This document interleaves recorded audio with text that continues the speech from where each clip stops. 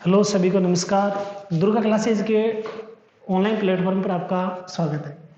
देखो हम इससे पहले पढ़ चुके थे जो एकोशी के संरचना वाले जो यौगिक होते हैं उनको हम पढ़ चुके थे। आज हमारा जो नेक्स्ट है क्योंकि जो फर्स्ट विधि थी विखंडन विखंडन पढ़ चुके थे। विखंडन की फिर दो मेथड थी, द्विविखंडन और बहुविखंडन। आज हमारा जो अगला मेथड है वो है खंडन, 2 नंबर खंडन विधि। अब देखो जो खंडन है उसका मतलब होता है टूटना। खंडन का मतलब होता है टूटना।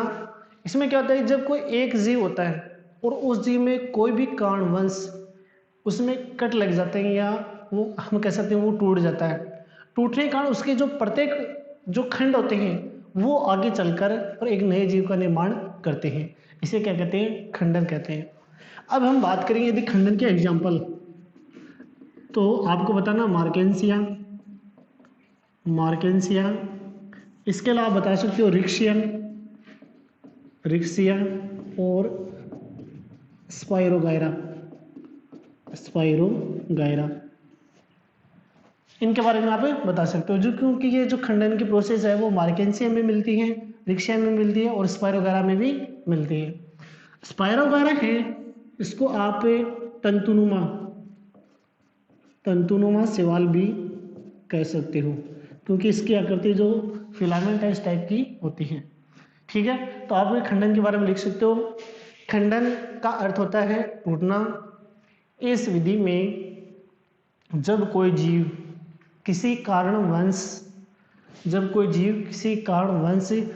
टूटता है तो वह जीव समसूत्री विभाजन के द्वारा अनेक खंडों में बांटे जाता है और उसका प्रत्येक खंड यानी जो प्रतिकूल परिस्थिति आएंगी तो उसका जो प्रत्येक खंड है वो आगे चलकर और एक नए जीव का निर्माण करेगा। इस विधि को कहते हैं खंडन विधि। एग्जाम्पल आप लिख सकते हो मार्केंसिया, रिक्सिया और स्पाइरोगायरा में यह पाया जाता है। स्पाइरोगायरा को तंतुनुमा शैवाल या फिलामेंट एल्गी के नाम से भी जाना जाता है। अब देखो हम यदि स्पाइरोगायरा की बात करें तो स्पाइरोगायरा में इस प्रकार की संरचना होती है स्पाइरोगायरा की।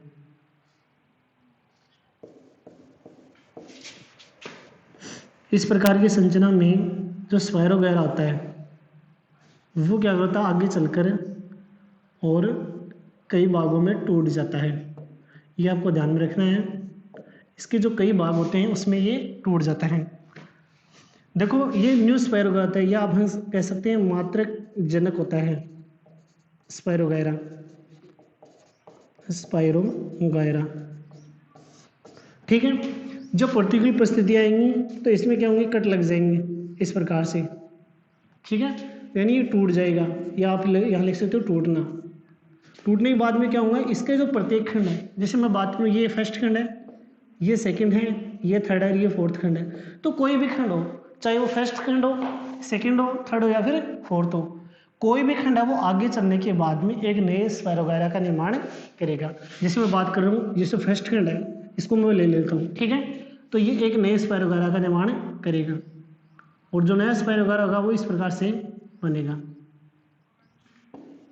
इस प्रकार से बनेगा। तो हम कह सकते हैं ये जो प्रोसेस है इसको बोलते हैं संतति स्पाइरोगायरा, स्पाइरोगायरा, संतति स्पाइरोगायरा।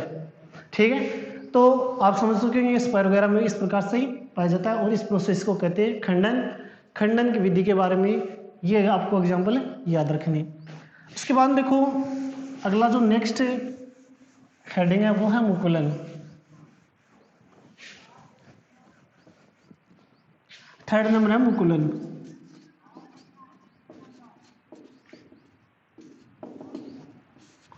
मुकुलन में क्या है, बहुकोशिकीय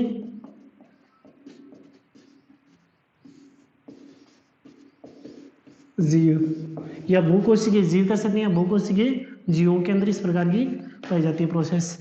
मुकुलन में कहता है कोई एक जीव होता है और उस जीव के आगे चलने के बाद में यानी जो अनुकूल परिस्थिति आएंगी तो आगे चलने के बाद में उस जीव के पार्श्व भाग से यानी जो साइड भाग होता है, पार्श्व भाग, पार्श्व भाग से क्या होंगी, अतिवृद्धि निकल जाएंगी, या हम कह सकते हैं यानी एक्स्ट्रा ग्रोथ आ गई, या आउटलाइन ग्रोथ बोल सकते हैं। ठीक है, अतिवृद्धियां निकल जाती हैं, अतिवृद्धियां, या इसको हम बड भी बोलते हैं, या इसको हम कलिका भी बोलते हैं, कई नामों से जाना जाता है। ठीक है, और वो अतिवृद्धि में क्या होंगी, जब फेवरेबल कंडीशन यानी जो प्रतिकूल परिस्थितियां आएंगी, तो प्रतिकूल परिस्थितियां आने के बाद में ये अतिवृद्धियों से यानी जो कट लगेगा, और कट लगने के बाद में एक नए जो जीव है उसका निर्माण होगा।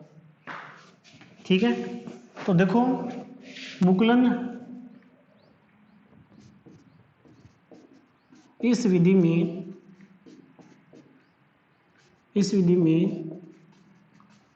किसी जीव आगे चलकर, आपको लिखना है किसी जीव आगे चलकर पार्श्व भाग में अतिवृद्धि निकल जाती है, जब इस अतिवृद्धि में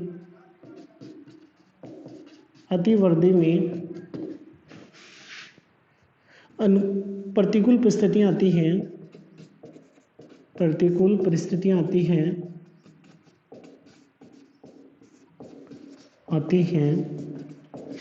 तो यह अतिवृद्धि या इसको हम मुकुल भी बोल सकते हैं, अतिवृद्धि मुकुल आगे चलकर एक नए जीव का निर्माण करती है। इस विधि को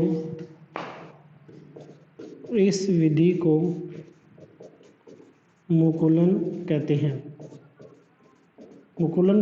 अब बर्ड जो भी है आप लिख सकते हो, इस विधि को मुकुलन कहते हैं। ठीक है, इस विधि को मुकुलन कहते हैं। यदि हम एग्जाम्पल की बात करें, तो एग्जाम्पल को आपको ध्यान रखना है, सबसे मोस्ट एग्जाम्पल है ईस्ट और हाइड्रा।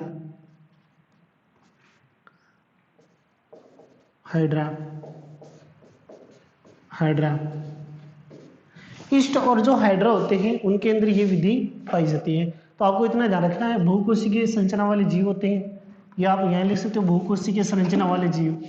एक ही बात है, कोई दिक्कत नहीं है। बहुकोशिकीय संरचना वाले जीव, खंडन में बहुकोशिकीय संरचना वाले जीव होते हैं।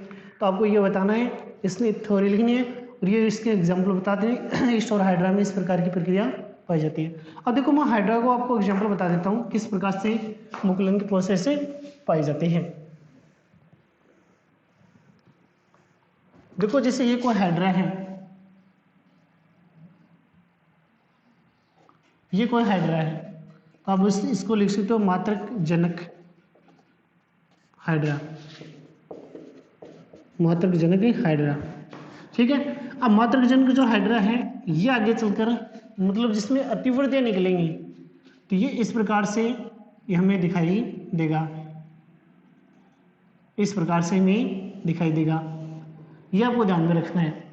तो ये जो पार्श्व भाग से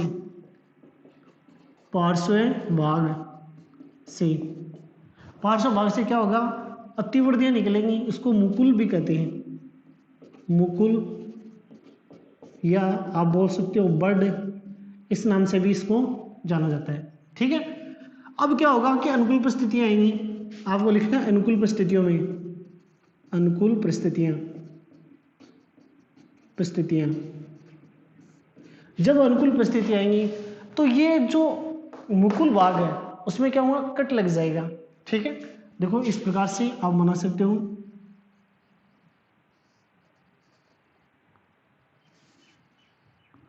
इस प्रकार से कट लग जाएगा। ठीक है, या हम कैसे न किसी कारणों से ये टूट जाएगा, तो टूटने के बाद में ये जो भाग होता है इससे फिर एक नए मतलब हम कह सकते हैं नए हाइड्रा का निर्माण होगा। तो ये आपको ध्यान में रखना है बस। ठीक है, इसको बड़ा भी बना सकते हो आप।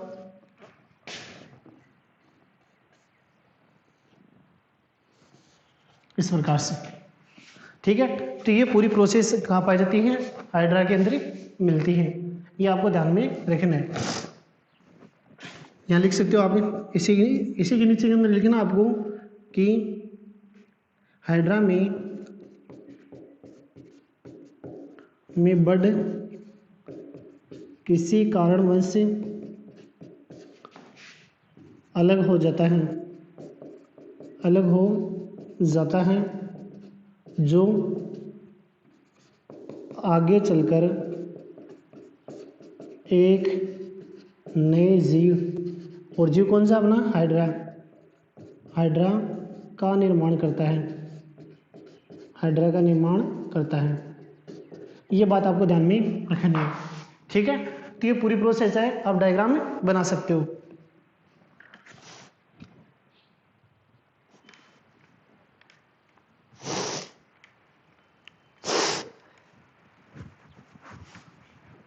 उसके बाद देखो, ये तो प्रोसेस होगी, इसके बाद है पुनरुद्ध भवन।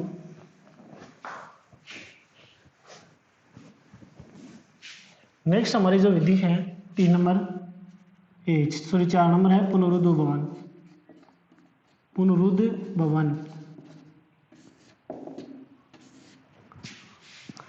भवन देखो क्या होता है कि जब कोई जीव में, यानी जो बहुकोशिकीय संरचना वाले जीव पढ़ रहे हैं, तो जब किसी जीव में हम मतलब जो कर्म प्रसरण की प्रोसेस है वो पाई जाती है, और ये अलैंगिक करने वाले जो जीव होते हैं उन्हीं में ये प्रोसेस होती है।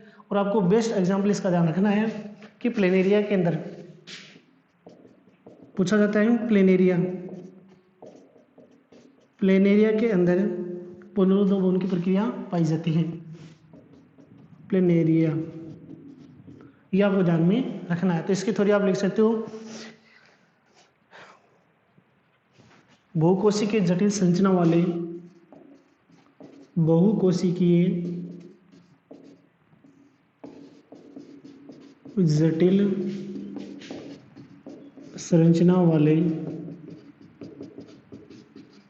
प्राणियों में कर्म प्रसरण की प्रक्रिया पाई जाती है।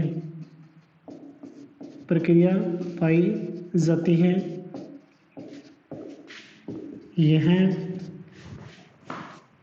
विधि अलैंगिक जनन करने वाले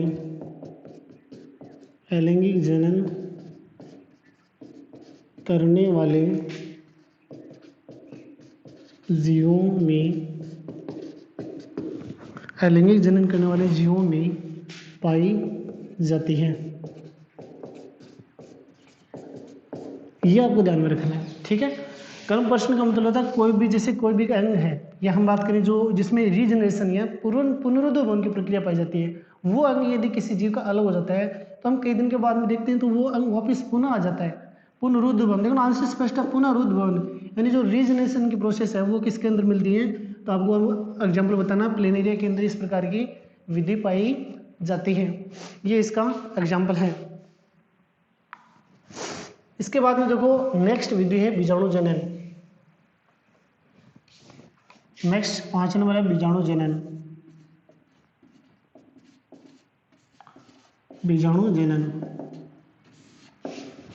इसके अंदर देखो जो बीजाणुजन प्रोसेस है, इसके अंदर आपको क्या ध्यान रखना है कि इसमें देखो आप एक खंडन में जो आपको बताया है, खंडन में आप एक एग्जाम्पल और लिख सकते हो, प्लाज्मोडियम में भी इस प्रकार की प्रक्रिया मिलती है। क्यों कि जो खंडन विधि है उसमें आप एग्जाम्पल लिख सकते हो प्लाज्मोडियम, वो मैं भूल गया था आपको लिखवाना, प्लाज्मोडियम, वहाँ पर आप ये एग्जाम्पल ये और लिख लेना, क्योंकि इसी के अंदर भी मिलता है। बीजाणु जनन में क्या होता है कि जब कोई एक जीव होता है उसके अंदर स्पोर पाए जाते हैं, बीजाणु पाए जाते हैं, और वो बीजाणु की जो वाल है यानी बाहरी जो भित्ति है वो किसी कारणवश जो अनुकूल या हम कह सकते हैं प्रतिकूल परिस्थिति आती है तो उसकी जो बाहर की जो लेयर है वो टूट जाती है, और टूटने के कारण जो स्पोर होते हैं यानी जो बीजाणु होते हैं वो क्या होते हैं? फ्री हो जाते हैं, या हम कह सकते हैं मुक्त हो जाते हैं। और मुक्त होने के बाद में हर स्पोर से एक नए जीव का निर्माण होता है। ठीक है, और ये बीजाणुजनन की प्रोसेस भी है वो प्लाज्मोडियम में पाई जाती है। ठीक है, तो आपको मैं एग्जाम्पल के थ्रू बता देता हूँ। आपको बीजाणु जन्म में एग्जाम्पल लिखना है प्लाज्मोडियम, प्लाज्मोडियम। इसमें देखो आपको लिखना है कि जब किसी जीव में, आपको इसे लिखना है जब किसी जीव में, अब जीव के अंदर लिख सकते हैं, जब किसी जीव के अंदर स्पोर या बीजाणु पाए जाते हैं, ठीक है। जब इनकी बाहर की लेयर, यानी जो कोई भी जीव की जो बाहर की लेयर रहती है वो टूटती है, और टूटने के बाद में स्पोर फ्री हो जाते हैं, और जो हर स्पोर होता है उस स्पोर से, आपको आगे लिखना, हर स्पोर उससे एक नए जीव का निर्माण होता है, और इस विधि को हम कहते हैं बीजाणु जनन, और ये मिलती है प्लाज्मोडियम के अंदर। ये थ्योरी आपको लिखनी है। अब देखो प्लाज्मोडियम में क्या है, ये संरचना हो जाती है प्लाज्मोडियम की, इसके अंदर इस प्रकार से स्पोर पाए जाते हैं।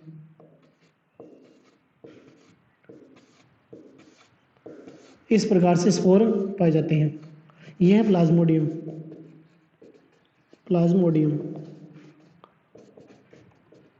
प्लाज्मोडियम, ठीक है।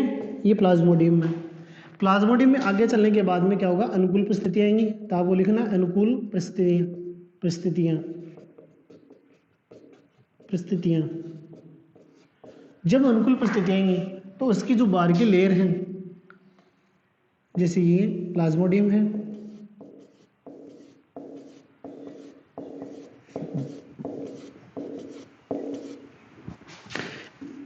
इसकी बाहर की लेयर, ये हम कह सकते हैं स्पोर होते हैं। ये स्पोर है, स्पोर, या आप इनको बोलते हैं बीजाणु। बीजाणु ये है इसकी बाहर की लेयर, ठीक है, कोशिका भित्ति या सेल वॉल। ये हटा दो आप, यहाँ लिखना आपको जनन द्रव्य, ये है जनन द्रव्य। इसकी लेयर तो देखो टूटी जाती है, क्योंकि टूटने के बाद में स्पोर फ्री होते हैं, ठीक है। उसके बाद में आपको इस प्रकार से दर्शाना है कि ये स्पोर क्या हो जाते हैं, फ्री हो जाते हैं, इस प्रकार से ये स्पोर फ्री हो जाते हैं, स्पोर फ्री। या हम कह सकते हैं ये जो बीजाणु होते हैं वो क्या होते हैं, मुक्त हो जाते हैं, अलग हो जाते हैं। फिर क्या होता है, ये जैसे ये कोई भी एक बीजाणु होता है और उससे आगे चलने के बाद में एक नए प्लाज्मोडियम का निर्माण होता है। इस प्रकार से एक नए प्लाज्मोडियम बनता है, या हम कह सकते हैं एक नए प्लाज्मोडियम का निर्माण होता है। तो ये क्या है, न्यू प्लाज्मोडियम, प्लाज्मोडियम, या हम कह सकते हैं नया प्लाज्मोडियम। तो आपको समझ में आ गया कि एक नए प्लाज्मोडियम से किस प्रकार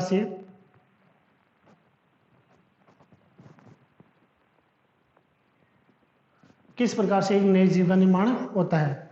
तो ये आपको ध्यान में रखना है, ठीक है। तो ये डायग्राम बनाना आपको बीजाणु जनन के अंदर।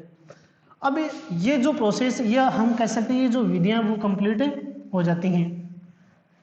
इसके बाद में देखो एक डेफिनेशन पूछी जाती है कई बार परीक्षाओं में, वह है क्लोन। क्लोन,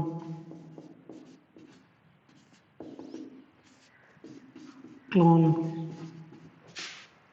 क्लोन में देखो क्या होता है कि अलैंगिक करने वाले जो जीव होते हैं उनमें क्लोन पाया जाता है, या हम कह सकते हैं अलैंगिक करने वाले जो जीव होते हैं वो आनुवंशिक व शारीरिक रूप से और किसके समान होते हैं, जनक के समान होते हैं। और इसी वजह से हम कह सकते हैं कि इनकी जो संततियाँ होती हैं वो सेम होती है, ठीक है। क्योंकि जो लैंगिक करने वाले जीव होते हैं उनमें तो वेरिएशन पाया जाता है, विभिन्नताएं होती हैं, जिसकी वजह से क्या होते हैं, उनकी जो संतति होती है वो अलग अलग दिखाई देती है। लेकिन अलैंगिक करने वाले जो जीव होते हैं उनमें इस प्रकार का वेरिएशन नहीं मिलता है, या विभिन्नताएं नहीं मिलती है, यानी सेम होते हैं। कहने का मतलब आपको एग्जांपल बताया था अमीबा वाला, ठीक है। तो आप यहाँ लिख सकते हो अलैंगिक करने वाले,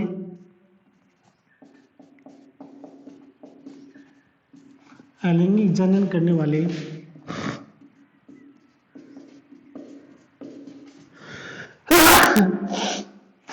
अलैंगिक जनन करने वाले जीवों में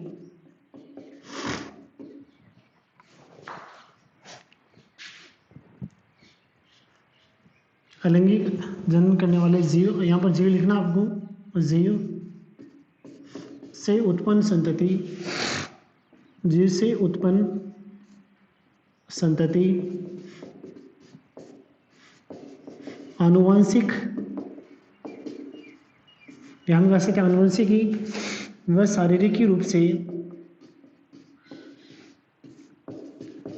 से जनक के समान होती है, जनक के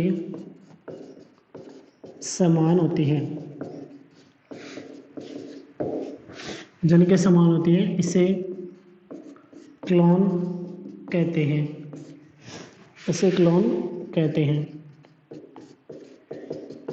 ये चीज़ आपको बतानी है क्योंकि कई बार एग्जाम में डेफिनेशन पूछ ली जाती है, इसकी क्लोन की परिभाषा पूछ ली जाती है।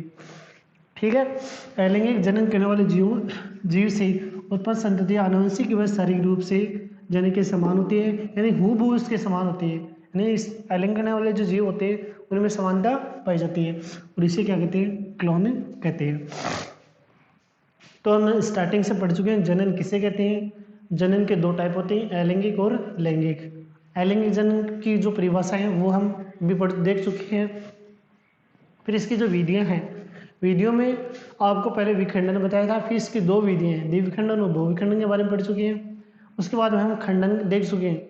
खंडन में आपको एक एग्जाम्पल और याद रखना है, प्लाज्मोडियम। उसके बाद में मुकुलन के बारे में देख चुके हैं, फिर पुनरुत्पादन और बीजाणुजनन। ये डेफिनेशन है, ये भी आपको याद रखनी है। यहाँ तक हमारे जो मतलब चैप्टर के अंदर जो अलैंगिक जनन है वो कंप्लीट होता है। उसके बाद देखो आपके सिलेबस में एक टॉपिक और दिया हुआ है, वो है कायिक परिवर्धन। कायिक परिवर्धन, तो आप हेडिंग डालिए कायिक परिवर्धन। परिवर्धन, इसको आप कायिक जनन भी बोल सकते हो, कायिक जनन, और या आप वेजिटेटिव रिप्रोडक्शन भी आप बोल सकते हो। ठीक है, तो कायिक परिवर्तन देखो क्या चीज़ होती है कि एक कोई भी प्लांट्स होता है उसके अंदर तीन कायिक भाग होते हैं। एक तो होता है जड़, तना और पत्ती। जड़, तना और जो पत्ती होती हैं उनके किसी के भी भाग किसी, और हम कह सकते हैं कि एक नई जो प्लांट्स है उसका निर्माण कर सकते हैं। तो ये छोटा सा टॉपिक है, कोई ज़्यादा बड़ा नहीं है, क्योंकि जो सेकेंड चैप्टर है उसी के अंदर हम जो प्लांट्स के बारे में, जो फ्लोर के अंदर क्या क्या होते हैं वो पढ़ेंगे। लेकिन फर्स्ट बात हमें ये ध्यान रखनी है कि कायिक परिवर्तन है वो प्लांट के तीन भाग कौन कौन से, जड़ यानी रूट, तना या हम कह सकते हैं स्टेम, और पत्ती या हम कह सकते हैं पत्तियां, लीव्स। ये तीनों प्लांट के क्या होते हैं, कायिक भाग होते हैं, कायिक भाग। ये आपको ध्यान में रखना है, ये तीनों प्लांट के कायिक भाग है। और इन तीनों के द्वारा यदि जनन की प्रोसेस हो रही है या हम कह सकते हैं जनन की प्रक्रिया हो रही है तो उसे हम बोलते हैं कायिक परिवर्धन या कायिक जनन। ये आपको ध्यान में रखना है। तो आप देखो इसके अंदर क्या लिखना आपको कि पौधे के कायिक भागों के द्वारा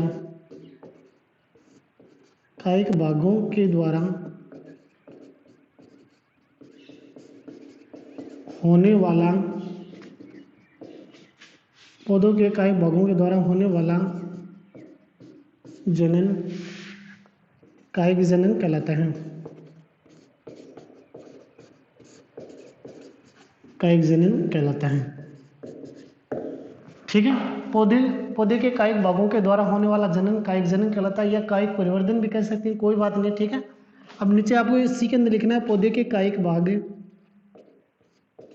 पौधे के कायिक भाग, जड़ यानी रूट, तना यानी स्टेम तथा पत्तियां होती हैं, पत्तियां यानी लीव्स होती हैं। ठीक है, ये बात आपको ध्यान रखनी है। फिर इसके नीचे आपको लिखना है कि कायिक परिवर्तन दो प्रकार का होता है। कायिक परिवर्तन दो प्रकार का होता है। ठीक है, कायिक परिवर्धन 2 प्रकार का होता है। फर्स्ट आपको बताना है कृत्रिम कायिक परिवर्धन। कृत्रिम कायिक परिवर्धन। और सेकंड आपको बताना है प्राकृतिक कायिक परिवर्धन। कायिक परिवर्धन, ये आपको दोनों ध्यान में रखने हैं, प्राकृतिक और कृत्रिम कायिक परिवर्धन।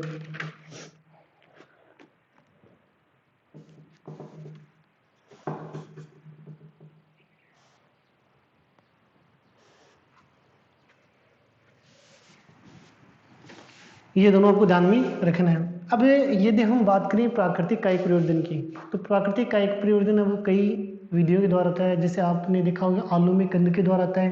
ठीक है ना, आपको ज़्यादा ध्यान रखना है। अदरक में जो प्रकंद होते हैं उनके द्वारा होता है। जैसे हम पुदीने की बात करें ऊपरी भूस्थारी, दूब घास ऊपरी भूस्थारी, पुदीना अंत भूस्थारी होता है। ठीक है, इसके अलावा हम बात करें पत्थर चट्टा में पत्तियों के द्वारा होता है। ठीक है ना, और जो रूट्स होते हैं जैसे शीशम है, डहेलिया है, उनके द्वारा अलग अलग प्रकार का पाया जाता है। कृत्रिम की हम बात करें तो ये भी कई विधियों के द्वारा आता है। इसकी विधि आपके पास नहीं दी गई, तो सिर्फ आपको इतना ही लिखना है कि कायिक परिवर्धन 2 प्रकार का होता है। उसमें ये दोनों नाम आपको लिखने हैं, कृत्रिम कायिक परिवर्धन और प्राकृतिक कायिक परिवर्धन। अब नेक्स्ट जो आगे का जो हम पढ़ेंगे उसमें है कि कौन कौन सी विधियों के द्वारा यह कायिक जनन होता है। तो आपको जो विधियां हैं वो लिखनी है फर्स्ट कि जड़ के द्वारा कायिक परिवर्धन किस प्रकार से होता है। तो हेडिंग डालिए आपको जड़ के द्वारा कायिक परिवर्धन। फर्स्ट 1 नंबर हेडिंग डालिए आपको जड़ के द्वारा कायिक परिवर्धन। यानी जड़ के द्वारा जो कायिक परिवर्धन की जो प्रोसेस है वो किसमें पाई जाती है। तो आपको लिखना है कुछ जो काष्ठीय पादप होते हैं, कुछ काष्ठीय पादपों में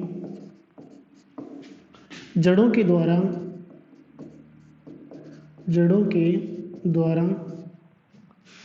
कायिक जनन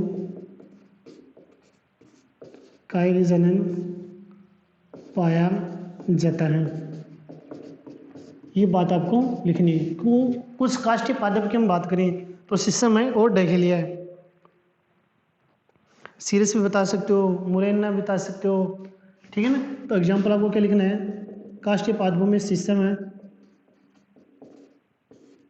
ठीक है, शीशम का जो बॉटनी का नाम है वो डेलबर्जिया शिशु। ठीक है ना, ये आपको ध्यान रखना है। इसके अलावा सीरस बता सकते हो, सीरस। ठीक है, मुरैना बता सकते हो।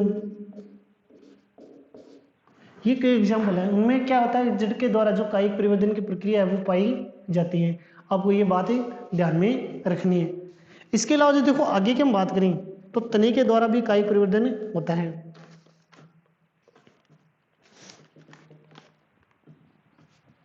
ये आप जड़ के द्वारा कायिक परिवर्धन है, इसके एग्जाम्पल आपको ध्यान में रखने हैं।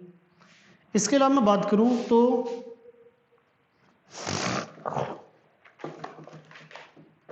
नेक्स्ट हमारी जो हेडिंग है वो है तने के द्वारा कायिक परिवर्धन।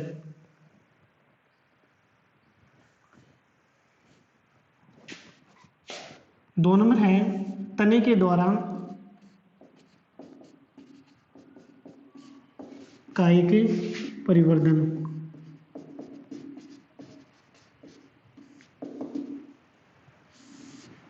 देखो तने के द्वारा जो कायिक परिवर्धन है क्या हम कर सकते हैं। देखो इस प्रोसेस के अंदर क्या होता है कि कोई भी जो प्लांट्स होता है, जैसे हम बात करें दूब घास है, पुदीना है, इसके अलावा कंद है, तो उसका जो स्टेम है वो अलग कर लिया जाता है। और स्टेम अलग करने के बाद में क्या होता है कि हम एक नए प्लांट्स का निर्माण कर सकते हैं। जैसे फॉर एग्जाम्पल मैं आपको बताऊँ कि आपने कभी देखा होगा जो आलू होते हैं, आलू के अंदर इस प्रकार से क्या होता है कि बाहर की ओर कलिकाएँ निकली होती हैं। ठीक है, जैसे मैं यहाँ बात करूँ, ऊपर की ओर जो होती हैं वो फिर क्या होती हैं आगे की ओर ग्रो करती हैं।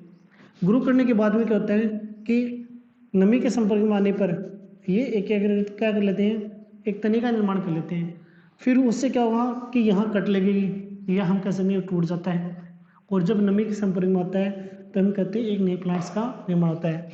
क्योंकि कंद के द्वारा यदि पूछ लिया जाता है कंद के द्वारा तो किस में होता है, आलू में होता है। आपको ये देखना है प्रकंद के द्वारा, ये इनके एग्जाम्पल पूछे जाते हैं कई बार परीक्षाओं में। कंद के द्वारा काई प्रयोजन किस में होता है, तो आपको बताना आलू के अंदर होता है, क्योंकि आलू के अंदर इसी प्रकार के से होता है। जबकि प्रकंद के द्वारा यदि पूछे तो वो होता है अदरक में होता है, ये बताने यानी बहुत सारे एग्जाम्पल हैं वो आपको याद रखने हैं। ये आलू वाला जो एग्जाम्पल है वो भी पूछ लिया जाता है। तो तने के द्वारा जो कायिक प्रवर्धन की प्रक्रियाएं होती हैं वो अलग अलग प्रकार से होती है। तो उसमें आपको दो मेन तो ये याद रखना है, आपको कंद के द्वारा किस में होता है, आलू में होता है, प्रकंद के द्वारा किस में होता है, अदरक में होता है। ठीक है, नेक्स्ट अगली क्लास में तने के द्वारा जो कायिक प्रवर्धन के जो एग्जाम्पल हैं वो हमें देखने हैं। उससे पहले आप लिख सकते हो कि कुछ इसकी थोड़ी लिख सकते हो, कुछ पादपों में तने के द्वारा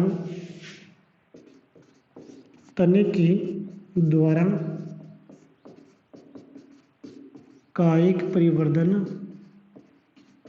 होता है। ये आपको याद रखना है। ये एग्जाम्पल मैं कल आपको लिखवा दूंगा, उसके बाद में हम एग्जाम्पल लिखेंगे कौन कौन से मतलब जो प्लांट्स होते हैं उनमें ये पाया जाता है। नेक्स्ट मिलते हैं अगली क्लास में, धन्यवाद।